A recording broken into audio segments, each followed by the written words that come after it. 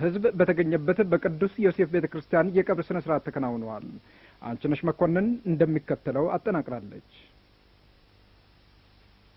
አርቲስት ብዙነሽ በቀለ በሐረር ከተማ በ1928 ተወልዳ እድሜዋ ለትምህርት እንደደረሰ በአንደኛ ደረጃ ትምህርት ቤት ገብታ በመከታተል ላይ እንዳለች ለኪነታዊ ሙያ በነበራት ልዩ ፍቅርና ስሜት ቀድሞ ክብር ዘበኛ ጠቅላይ መምሪያ በነበረው ሬዲዮ ጣቢያ ክፍል በአሁኑ አጠራር የአራተኛው አብዮታዊ ሰራዊት ሙዚቀኛ ሻለቃ በ1949 በድምጻዊነትና ተወዛዋዥነት ተቀጠረች።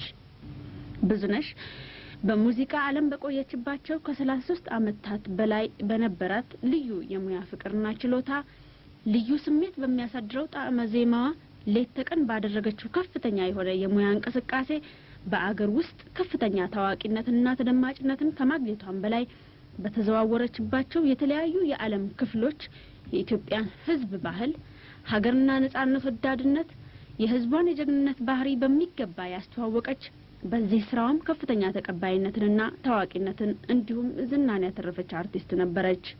በተለይም ሀገራችንን ከሚፈታተነው የጦርነት ገጠመኞች አልተለየችና በየግንባሩ በመገኘት የሰራዊትን ሞራል የሚገነቡ ዜማዎችን በማሰማት ከፍተኛ አስተዋጽኦ አድርጋለች። በዚህም